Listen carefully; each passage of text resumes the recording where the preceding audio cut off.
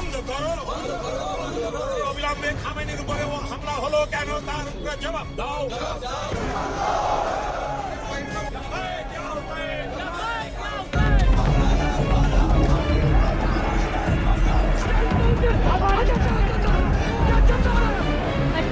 फरवरी दुनिया के नक्शे पर हलचल, मध्य पूर्व में तनाव और हजारों किलोमीटर दूर भारत में मातम।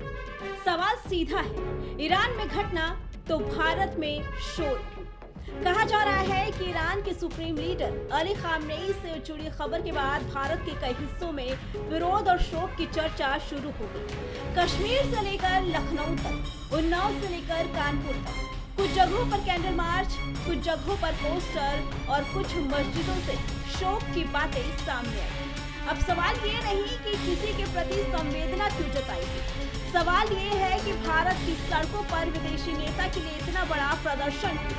क्योंकि जब ये खबर फैलती है तो देश के अंदर बहस भी तेज हो जाती है और यही वो जगह है जहां राजनीति, धर्म और भावनाएं एक साथ टकराने लगती है। इस पूरे विवाद के बाद एक बयान आया है हसन अली रजानी का, जो कि ऑल इंडिया शिया पर्सनल लॉ बोर्ड से जुड़े बताए जाते हैं। उन्होंने साफ कहा कि भारत के बहुत से शिया समुदाय का धार्मिक मार्गदर्शन अलग परंपराओं से आता है और हर कोई ईरान के नेतृत्व को नहीं मानता। देखिए, सबसे पहले तो जिसके वहाँ पे मौत हुई है हम उनको वो ताज़ियत पेश करते हैं कि उनके दुख में हम ये बराबर के शरीक हैं, लेकिन हर मुल्क का झगड़ा वो अपने मुल्कों में रखें, दूसरी जगह तक उस झगड़े को नहीं लेके आए। ईरान अपना झगड़ा ईरान में रखें, हम अपना झगड़ा अमेरिका में रखें। आज पूरे वर्ल्ड में जो प्रोटेस्ट हो रहे हैं हम उसकी सख्त ये मजम्मत करते हैं, चाहे वो हिंदुस्तान में प्रोटेस्ट हो रहे हो, चाहे वो पाकिस्तान में ये प्रोटेस्ट हो रहे, इसलिए कि मरने वाले जो मतलब मरे हैं वो हमारे रहबर नहीं है, वो हमारे आका नहीं है। पूरे वर्ल्ड के जो शिया है वो इराक के आयतुल्ला सिस्तानी साहब को मानता है, ईरान के किसी भी मौलवी को नहीं मानता। वो लोग सियासी एतबार से यहाँ पे कुछ पैसे लोगों को दे के ये लोग पूरे वर्ल्ड में प्रोटेस्ट करा के पूरे वर्ल्ड का माहौल खराब करते हैं। कल हमारे भाइयों ने पाकिस्तान के अंदर अमेरिका एम्बेसी पर हमला किया और जिसके वो नतीजे में 35 शिया ये मारे गए, बांग्लादेश में हाई मारे गए, कतर में हाई मारे गए। तो पूरे वर्ल्ड में हमारे जो भाई मुसलमान जो ये मारे जाते हैं, हम उनसे यही रिक्वेस्ट करते हैं कि आप अपने मुल्कों के ये वफादार रहिए और मुल्कों का काम वो अपने मुल्क तक रखें। और जिसकी मैं छोटी सी मिसाल ये दूं कि 40 साल के अंदर 2 करोड़ से ऊपर मुसलमान मारे जा चुके हैं 40 साल में, लेकिन पूरे हिंदुस्तान का कोई भी मुसलमान को बोलता नहीं है। लेकिन अगर हिंदुस्तान में अगर एक भी मुसलमान मारा जाता है तो वर्ल्ड के सारे वो चैनल दिखाते हैं कि हिंदुस्तान में मुसलमानों पे जुल्म हो रहा है, हिंदुस्तान पे ये मुसलमानों पे जुल्म हो रहा है। हम अपने मुल्क के बड़ा प्रधान की तस्वीर या नाम किसी बाहर मुल्क में नहीं ले सकते हैं, मोदी का नाम है बाहर नहीं, लेकिन बाहर मुल्कों के वजीर आलम की यहाँ पे तस्वीर भी रखी जाती है, उनका झंडा भी लहराया जाता है और जब वो मरते हैं तो उसके ऊपर लोग हंगामा भी ये प्रोटेस्ट करते हैं। तो हम इसकी शदीद ये मजम्मत करते हैं कि प्रोटेस्ट नहीं होना चाहिए। उनके इस बयान के बाद बहस और तेज हो गई, क्योंकि अब सवाल सिर्फ भावनाओं का नहीं बल्कि संगठन, राजनीति और कथित फंडिंग का भी उठने लगा है। कुछ लोग आरोप लगा रहे हैं कि विरोध प्रदर्शन को संगठित तरीके से बढ़ाया जा रहा है।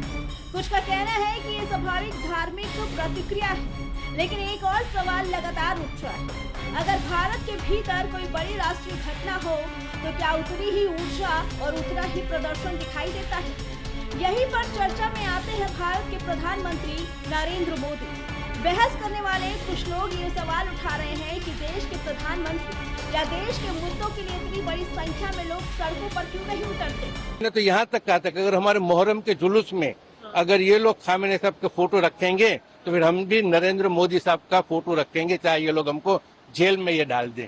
भाई हम अपने मुल्क के ये वजीर आजम का नाम ले तो हम दहशतगर्द, और तुम किसी बाहर मुल्क के या ये वजीर आजम का नाम लेके फोटो लेके ये दहशतगर्दी करो, एम्बेसी के ऊपर मतलब हमला करो, तो ये तो गलत बात है। तो हम जो है इस चीज के सख्त खिलाफ है कि पूरे वर्ल्ड में जो प्रोटेस्ट हो रहे प्रोटेस्ट नहीं होने चाहिए। और ये भी बात हम ये कंडम करते हैं कि पूरे वर्ल्ड का शिया ये मुसलमान ईरान के साथ नहीं है। चंद लोग फकत है ये निकले हुए, पूरे वर्ल्ड का मुसलमान है, या तो वो ये सऊदी अरब को मानता है, या इराक को मानता है, या दूसरे कुछ मुल्क उसको मानता है। जी ये जितने भी ये प्रोटेस्ट हो रहे हैं, क्योंकि हमें भी तो ये पैसे का इन लोगों ने ये ऑफर दिया कि हम जो आपको ये पैसे देते हैं, मैंने कहा हम ये सब काम नहीं करेंगे, हम हिंदुस्तान में रहते हैं, अब हमको हिंदुस्तान में वफादारी वाला काम आप ये बताइए। ये यहाँ पे ईरान कल्चर हाउस बोलते हैं, दिल्ली में एक है ईरान कल्चर हाउस, उनके वहाँ पे तकरीबन हिंदुस्तान में 5000 उलमा है, 5000 उलमा है, जिसको वो पैसे उलमा उनको पैसे, और वो हर जुमे के खुतबे में ईरान की वो तारीफ करेंगे। क्या ये सिर्फ भावना है या फिर एक राजनीति नैरेटिव बनाने की कोशिश है? दूसरी तरफ कुछ विश्लेषक कहते हैं कि आज की दुनिया पूरी तरह ग्लोबल हो चुकी है। लोग अपनी धार्मिक पहचान और अंतर्राष्ट्रीय घटनाओं से भावनात्मक रूप से जुड़ जाते हैं, लेकिन आलोचक कहते हैं भावना ठीक है, लेकिन देश की प्राथमिकता भी तो होनी चाहिए। और यही वजह है कि ये मुद्दा सिर्फ एक खबर नहीं रहा, ये एक बड़ी बहस बन चुका है सोशल मीडिया पर, राजनीतिक मंचों पर और टीवी स्टूडियो में। क्योंकि जब भी कोई विदेशी घटना भारत के अंदर इतनी बड़ी प्रतिक्रिया पैदा करती है, तो स्वाभाविक रूप से सवाल उठता है, क्या ये सिर्फ श्रद्धा है या इसके पीछे कोई बड़ा एजेंडा भी छिपा है? और यही वो सवाल है जो आज देश की राजनीति और समाज दोनों के सामने खड़ा है। क्योंकि आखिर में बात सिर्फ एक व्यक्ति की नहीं होती, बात उस सोच की होती है जो तय करती है कि पहचान पहले क्या है, देश या विचारधारा।